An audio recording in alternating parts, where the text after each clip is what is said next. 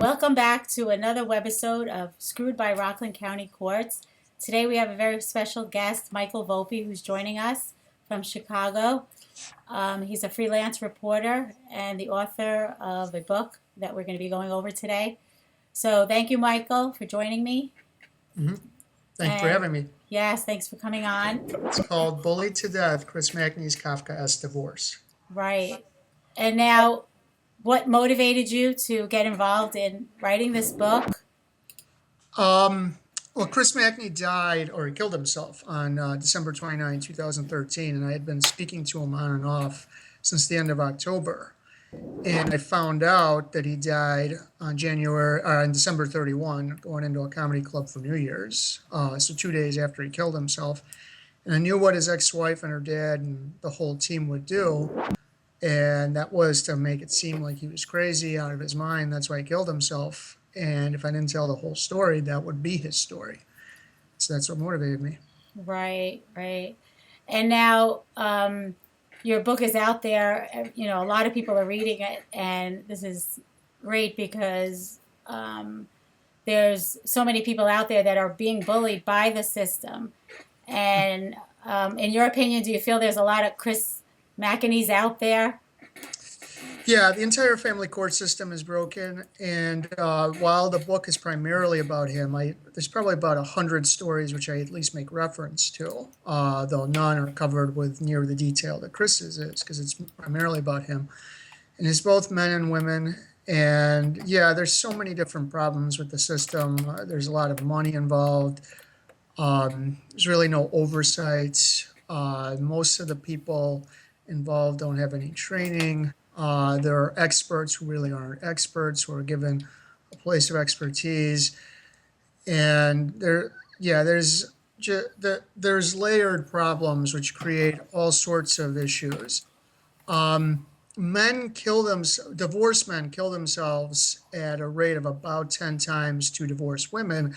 However, it's not clear why that is, and Right. so there's a lot more suicides among divorced men than any other. There's, if you take 6 categories, divorced, single, and married, for each of the two sexes, divorced men are by far the biggest, but it's not clear why that is. And I don't think the bullying has anything to do with sex. So whether you're a man or a woman, whether or not you get bullied is a matter of a lot of different dynamics come together. Right, right. And included in your book, you also have Susan Carrington, who you've written about, and that's how I even found you from an article in the Rockland County Times. Right. So what I try to do in the book is when something happened to Chris, it happens to other people. Every time something happened to Chris, it also happened to other people when involved in the family court system. The unique feature of Chris's book is that all of this was done to cover up a 1968 murder. But Chris was victimized with something I call the silver bullet technique, which is primarily used by women against men, which is the use of bogus or false allegations of abuse to get a restraining order in order to get leverage in the divorce. And that happened to Chris. And that also happened to Susan. So Susan's in the minority in the sense that usually it's women doing it to men. But that's the way her kids have been kept away from her from 5 years, is this very dubious one restraining order, which has been renewed repeatedly, where it was alleged that she's a drug addict and she's dangerous. And all of these allegations were addressed and dismissed in a Maryland court. And what her ex-husband did is he walked into a Rockland court making the exact same allegations that were already dismissed, and not to reopen anything, but to get a restraining order. And that's part of the problem with these restraining orders. They're extremely nebulous. The whole thing is entirely unconstitutional. And I'm not saying that people don't need them.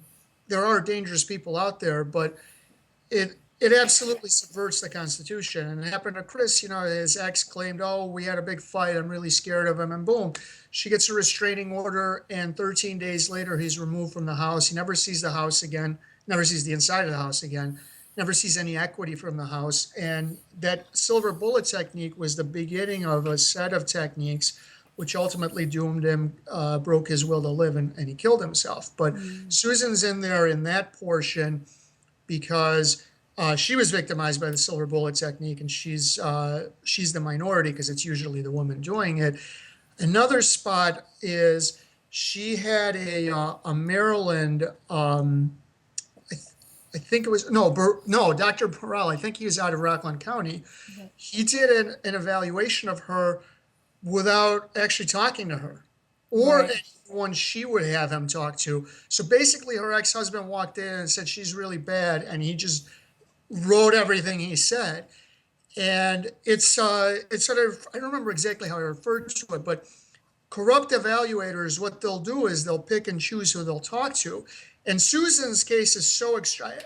It's rare that they won't even talk to the subject of the evaluation. Right. In Chris's case, there was a custody evaluation, and the guy talked to 4 of his witnesses, 10 of the other sides, and he had 10 witnesses. So it's a little less extreme, but still really horrible. And you see this all the time. You give them 10 people, they'll talk to 3, they'll talk to 10 of the other side, and they'll be like, oh no, Deb's a horrible person. I talked to, and yeah, if you talk to your exes and his people and they don't talk to anyone you tell them to talk to, the picture will be that you're a horrible person. So I put her in that part, and I also talked about the media.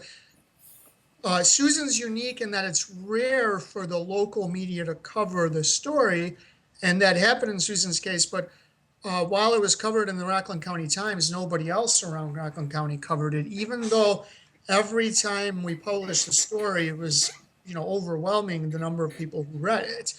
And that's a problem with the media coverage of family court in general. And so that's how she's in the book, because there's a lot of similarities in there. Not a lot, but there are similarities in their cases. Whenever there were similarities, I put them both in there. Right, right. Yeah, I know it's sad. I mean, I've been through and am going through this system, and I see what goes on with forensics and lawyers for the children, and it's very sad what goes on because they all know each other, Right. and it's what I did in one of my previous webisodes. It's about what they want to relate back to the judge. Their lives continue on. They're getting referred by the system. We're paying them for a service that we're forced into, and they can tell them whatever they want. Right. And everything gets twisted, and they take your case, which could be bad already, and they make it worse. And it's all about, to me, making money, getting their name in there so they get referred for more cases so they could just keep on going. And I don't even know how these people sleep at night destroying people's families for what?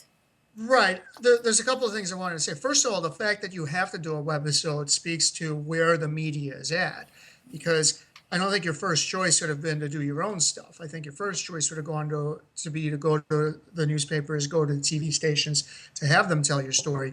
But I think the fact that they refused forced you to do it on your own. So you became your own media person, Right. which creates its own problem, because if you're doing your own stuff, it's easy to dismiss it. Well, she's just giving her end of the story.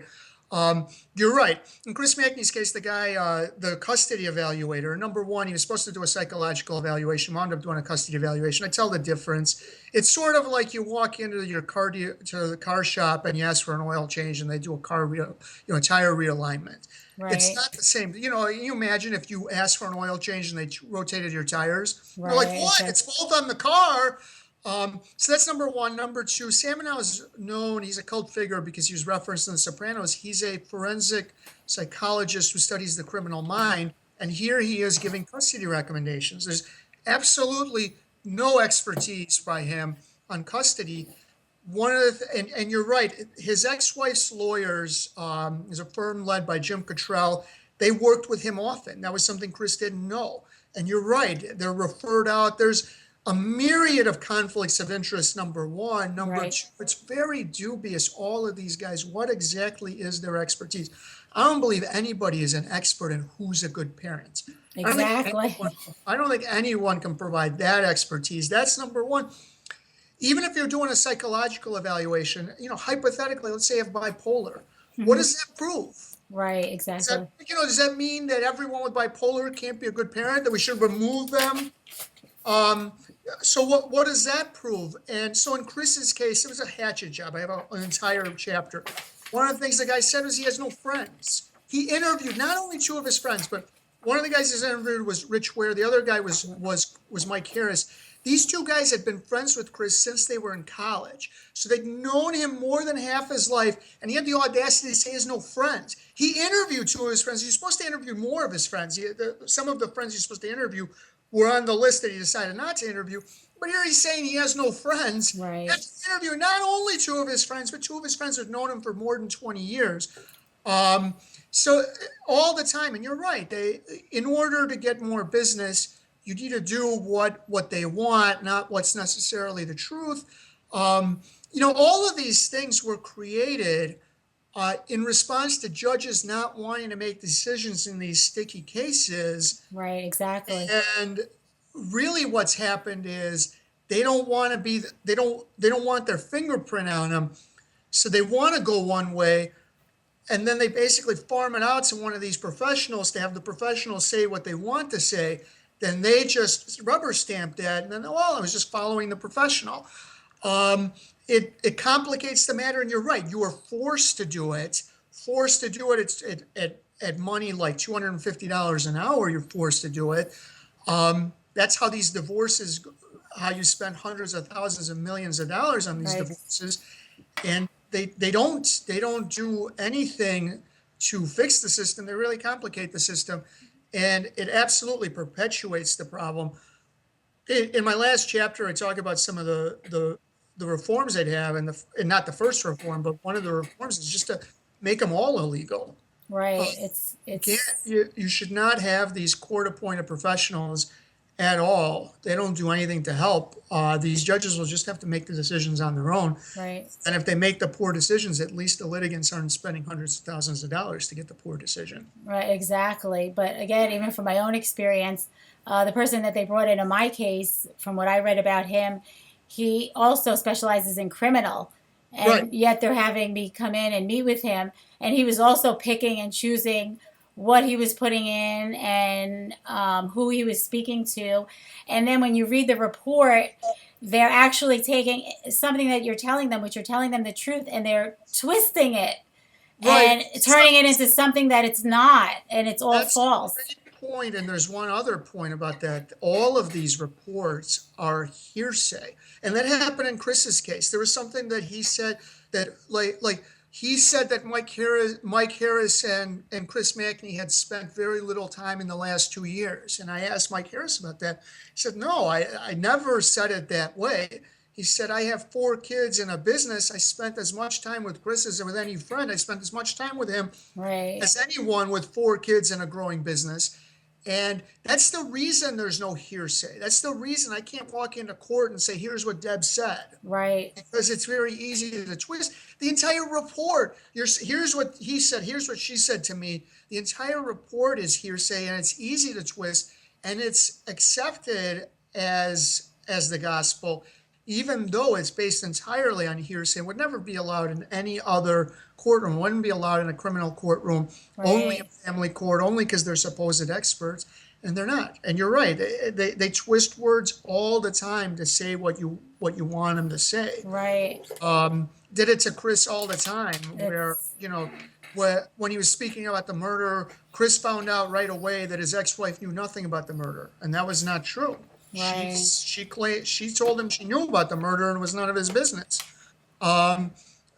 Things like that happen throughout the report. It happens throughout the report in not all, but many of these reports, and that's why they should just go away. Right. But what it does, and through my own experience again, then you go to trial and they bring this into evidence. Correct. And then you have to bring in the forensic evaluator, and you have to pay more for him to come into court. It depends which side is bringing them on. In my case, it was brought on by my spouse.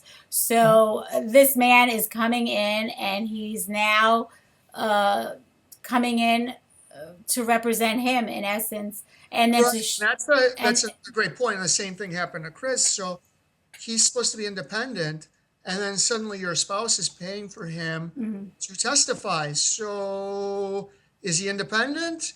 Or was it, and that makes it even worse. It's one thing if you hire a guy who then says what you want him to say, and then the other side said, well, you just hired him.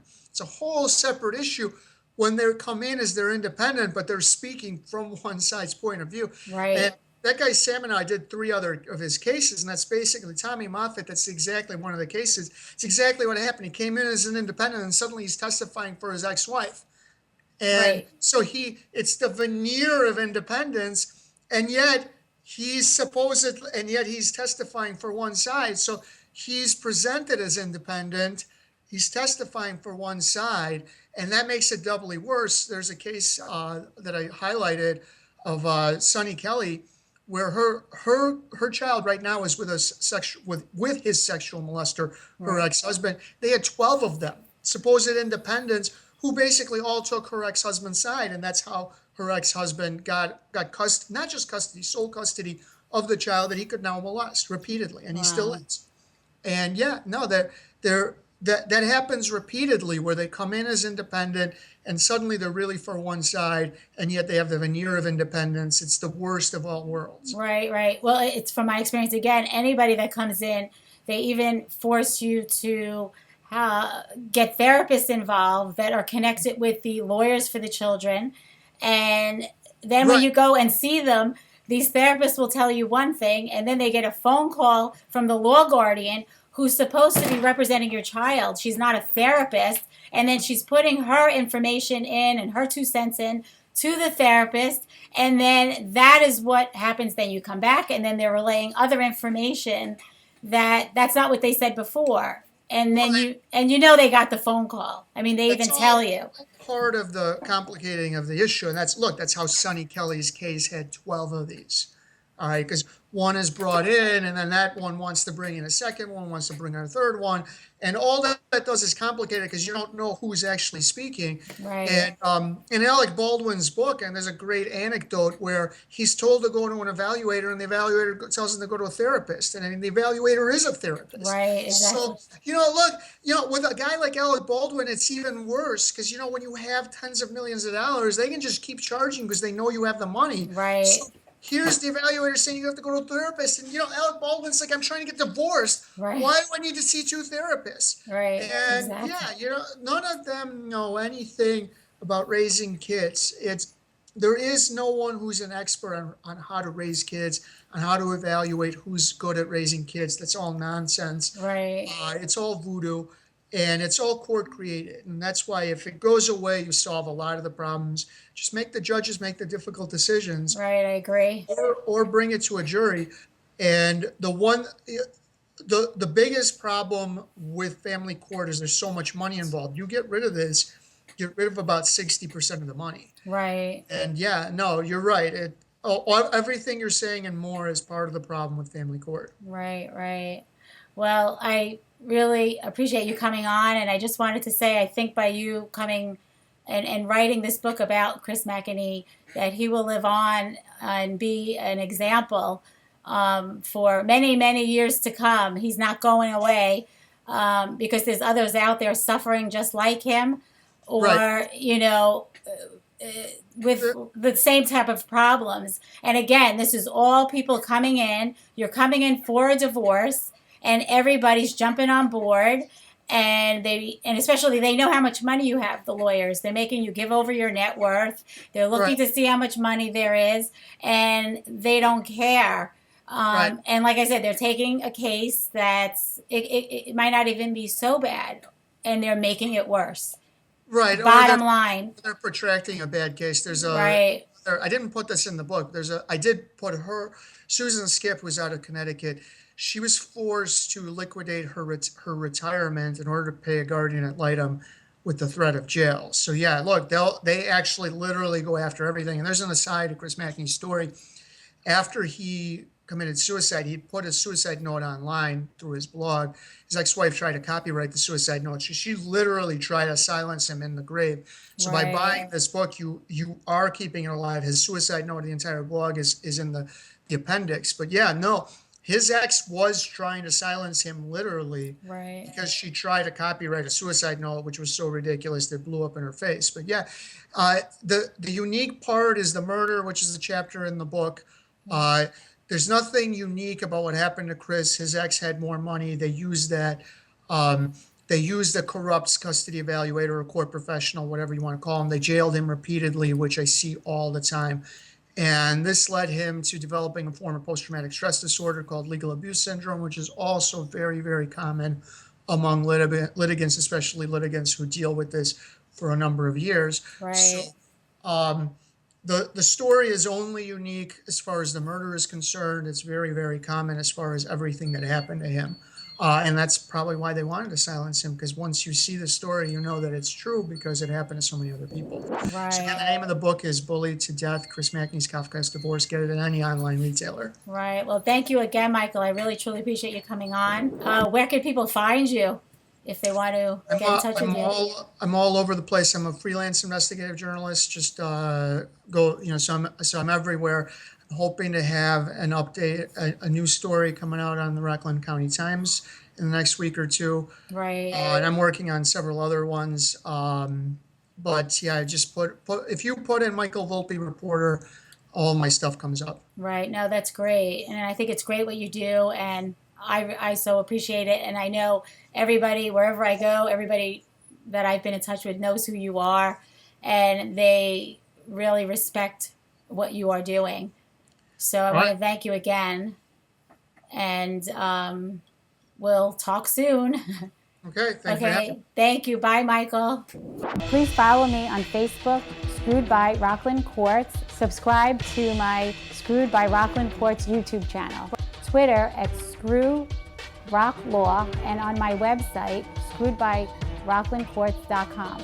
If you would like to email me, I can also be reached at screwedbyrocklandcourts@gmail.com.